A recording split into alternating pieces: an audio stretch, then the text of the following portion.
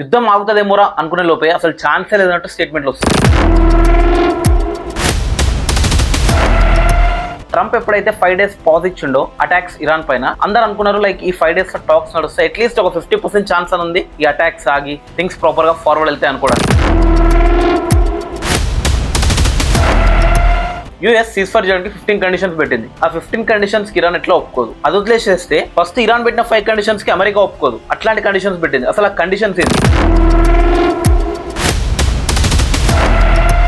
And all party meeting అయితే conduct చేస్తారో ఆ మీటింగ్ నరేంద్ర మోడీ గారు రాలేదు. అండ్ అసలు ఏం డిస్కస్ చేస్తారో ఆ మీటింగ్ లో, ఆ మీటింగ్ యొక్క కాన్సిక్వెన్స్ ఏంది, దాని నుంచి వచ్చిన కంక్లూజన్స్ ఏంది, అవన్నీ వాళ్ళ వీడియోలో డిస్కస్ చేద్దాం.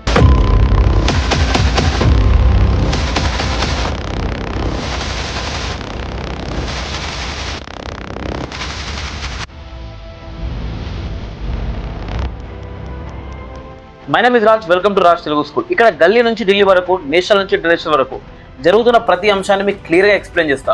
మిస్ అవ్వకుండా సబ్స్క్రైబ్ చేసి పెట్టుకోండి. ఫస్ట్ థింగ్ ఏంటంటే, NDA all party meeting conduct చేసింది. ఎందుకంటే ఏదైతే సిచ్యువేషన్ జరుగుతుందో దాన్ని చూసి లైక్ వెస్ట్ ఏషియా సిచ్యువేషన్ని ఎట్లా డీల్ చేయాలి అండ్ ఏమేమి ఛాలెంజెస్ ఇండియా ముందున్నాయి అవన్నీ కలిసి అందరూ కలిసి డిస్కస్ చేసి ఒక కంక్లూజన్కి వద్దామని చెప్పేసి ఈ మీటింగ్ యొక్క ఉద్దేశం. థింగ్ ఏంటంటే, ఈ మీటింగ్ నరేంద్ర మోడీ గారు హాజరవ్వలేదు. అండ్ టీఎంకే పార్టీ ఏదైతే ఉందో వాళ్ళు కూడా లైక్ అసలు మీటింగ్ అనేది పార్లమెంట్లో కండక్ట్ చేయకుండా పార్లమెంట్ దగ్గర ఒక హౌస్లో కండక్ట్ చేయడం ఏంది, మేము రామని చెప్పి వాళ్ళు రాలేదు. అండ్ మీటింగ్ కంక్లూజన్ తర్వాత like Kiran Rijiju union minister అవుతున్నారో ఆయన ఏమని చెప్పినాడంటే, అందరం ఒక కంక్లూజన్కి వచ్చినాం, మాకు అపోజిషన్ సపోర్ట్ ఉందని చెప్పినారు. బట్ కాంగ్రెస్ మాత్రం అట్లాంటి ఏ సపోర్ట్ లేదు, మీరు మాకు ఎలాంటి క్లారిటీ ఇవ్వలేదు, ఫుల్గా దీనిపైన హౌస్లో డిస్కస్ చేయాలని చెప్పి వాళ్ళు అంటున్నారు. అసలు ఏమేమి టాపిక్స్ పైన చర్చించారు అనుకుంటే, first thing straight of Hormuz నుంచి మన షిప్స్ ఇంకా ఎలా పాస్ చేయించాలి అండ్ దాని ద్వారా క్రూడ్ ఆయిల్ షార్టేజెస్ ఏవైతే ఉన్నాయో అవి ఇండియా ఎలా ట్యాకిల్ చేయాలి అన్న దాని మీద డిస్కస్ చేసినారు.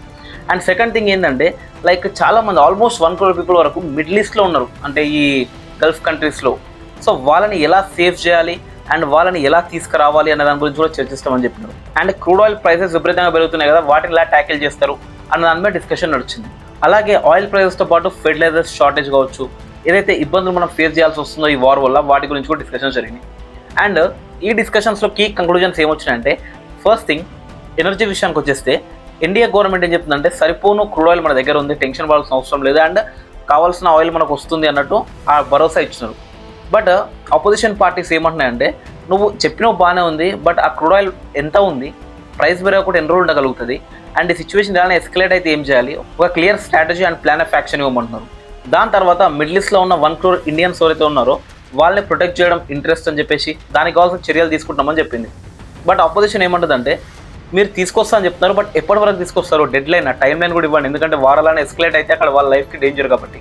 అండ్ అలానే ఇండియా ఏం చెప్పిందంటే, అటు ఇరాన్కి, ఇజ్రాయెల్కి, యూఎస్కి అండ్ గల్ఫ్ కంట్రీస్కి డిప్లొమాటిక్ రిలేషన్ మెయింటైన్ చేస్తున్నామని చెప్పింది. అండ్ దాన్ని ఎలా చేస్తున్నారో దానివల్ల మనకేం బెనిఫిట్ అనే విధంగా డిస్కషన్స్ జరిగినాయి. సో వీటన్ని డిస్కషన్స్లో మేము ఆన్సర్ చేసినామని ఎన్డీఏ అంటుంది. ఆన్సర్ చేస్తారు, బట్ ఆన్సర్స్ మాకు అన్సాటిస్ఫాక్టరీ ఉన్నాయి, హౌస్లో మళ్ళీ డిస్కషన్ చేయాలి దీని మీద అని చెప్పేసి ఆపోజిషన్ పార్టీస్ అంటున్నాయి. సో దీనిపైన థింగ్స్ ఏం జరుగుతాయనేది చూడాలి. బట్ ఏం జరిగినా it's time of national emergency కాబట్టి అందరూ కలిసి ఒక కలెక్టివ్ డెసిషన్కి వచ్చేసి అండ్ ఆ డెసిషన్ పీపుల్కి ఉపయోగపడేలా ఉంటే బెటర్. అండ్ ఇప్పుడు ఇరాన్, యూఎస్, ఇజ్రాయెల్ వార్కి వచ్చేస్తే, యూఎస్ చెప్పింది 5 days పాజ్ ఇస్తున్నామని చెప్పి ఈ టైంలో టాక్స్ నడుస్తున్నాయని చెప్పేసి, టాక్స్ ఫ్రూట్ఫుల్ ఉన్నాయని చెప్పారు. ఇది లాస్ట్ స్టేట్మెంట్ మనం మాట్లాడుకున్న వీడియో. బట్ దాని తర్వాత ఇరాన్ ఏమంటుంది, ఇలాంటి కాన్వర్సేషన్ ఏం జరగలేదని చెప్తుంది. బట్ ఇప్పుడు ఇరాన్ కూడా ఒక 5 కండిషన్స్ పెడుతుంది ఈ వార్ ఆగాలంటే. అండ్ ట్రంప్ కూడా పాకిస్తాన్ ద్వారా ఒక 15 కండిషన్స్ పెడతాడు వాళ్ళు వార్ ఆపాలంటే ఏందని. అందులో ఇరాన్ పెట్టిన 5 కండిషన్స్ ఎట్లుంటాయంటే, ఒక బొక్క, నల్లి బొక్క తింటుంటే ఇరికింది అనుకో, అది బయటకు వెళ్ళదు, లోపలికి పోదు, ఎట్లుంటుంది అట్లుంది ఇరాన్ పెట్టిన 5 కండిషన్స్. అవేంటో డిస్కస్ చేద్దాం. ఫస్ట్ ఏంటంటే, ఇప్పుడు ఏవైతే అటాక్స్ జరుగుతున్నాయో ఇమ్మీడియట్గా ఆపేసేయాలి. అండ్ ఓకే, అది పెద్ద ప్రాబ్లం ఏం కాదేమో. బట్ సెకండ్ థింగ్ ఏంటంటే, ఫ్యూచర్ అటాక్స్ కూడా ఏం చేయబోమని చెప్పి గ్యారంటీ ఇవ్వాలి.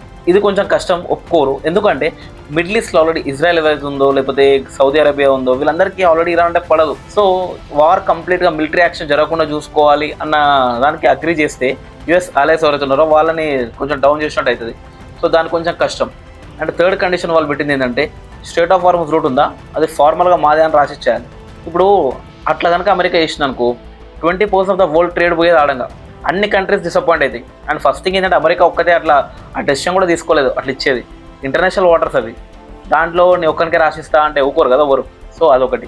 అండ్ నెక్స్ట్ థింగ్ ఏంటంటే, ఇప్పటిదాకా మస్తు అటాక్లు చేసి దాడి చేసి మొత్తం డ్యామేజ్ డిస్ట్రాయ్ చేసిరు కదా, ఆ ఇన్ఫ్రాస్ట్రక్చర్ని రీబిల్డ్ చేసుకోనికి కాంపెన్సేషన్ అయితే అవుతుందో అది ఇవ్వాలని చెప్పారు.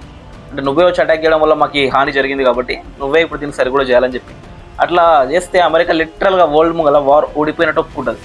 అంటే మనకు తెలుసు అమెరికా డిఫెన్స్ క్యాపబిలిటీస్ ఏంది ఎవ్రీథింగ్. ఇరాన్ కూడా స్ట్రాంగ్ పోటీ ఇచ్చింది, బట్ ఎంత స్ట్రాంగ్ పోటీ ఇచ్చినా ఇరాన్ నిలబడలేదు అమెరికా ముంగల చాలా కాలం వరకు. బట్ స్టిల్ వాళ్ళు they are fighting strong. America కనుక అనుకుంటే కంటిన్యూస్గా ఫైట్ చేయగలుగుతుంది, బట్ వాళ్ళు ఆ ఫైట్ అయినా చేస్తారు కానీ ఓటమిని మాత్రం ఒప్పుకోరు ఐ గెస్. అలానే మనం చూసినాం ఇరాన్ మిజైల్స్ కానీ డ్రోన్స్ కానీ ఎంత అడ్వాన్స్ ఉన్నాయో. సో ఆ మిజైల్ ప్రోగ్రామ్ ఏదైతే ఉందో వాటిలో అమెరికా పుల్ల కూడా పెట్టకూడదు, అసలు ఏం అడగకూడదు మిజైల్స్ దాంట్లో మీరు ఏం చేస్తారని చెప్పేసి. అండ్ అమెరికాకి అసలు ఏ చిన్న జరుగుతున్నా వాళ్ళు గెలవాలంటూ ఉంటుంది. అట్లాంటిది మిజైల్స్లో వాళ్ళ టెక్నాలజీ ఏముంది, ఎంత దాకా మిజైల్ వెళ్ళగలుగుతుంది, దాని క్యాపబిలిటీస్ ఏంది, ఇలాంటివి ఏం తెలుసుకోకుండా అమెరికా ఉండడం ఇంపాసిబుల్. సో ఇరాన్ చెప్పిన ఈ కండిషన్స్ అమెరికా ఒప్పుకునే ఛాన్సే లేదు. అండ్ నెక్స్ట్ థింగ్ ఏంటంటే అమెరికా పెట్టిన కండిషన్స్ ఇరాన్ ఆల్రెడీ రిజెక్ట్ చేసినట్టు కన్ఫర్మేషన్ వచ్చేసింది. అంటే అమెరికా ఏం పెట్టినా కూడా ఇప్పుడు అది యూజ్లెస్. సో ఈ టాక్స్ ఏవైతే నడుస్తున్నాయో 5 days పాజ్ ఏదైతే ఉందో అది ఇంకా ఆగిపోవచ్చు, మేబీ మళ్ళీ వార్ కంటిన్యూ అయ్యే ఛాన్స్ కూడా ఉంది.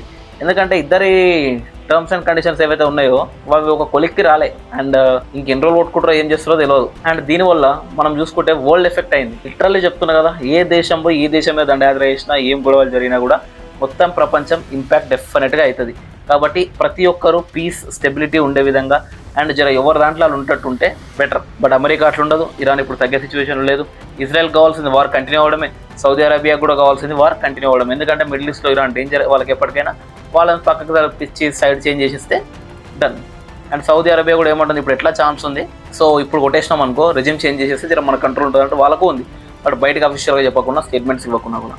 సో దీనిపైన మొత్తం సినారియో పైన మీ ఒపీనియన్ ఏంది కామెంట్స్లో చెప్పండి. అండ్ రేపటి వీడియోతో మళ్ళీ కలుద్దాం. బాయ్.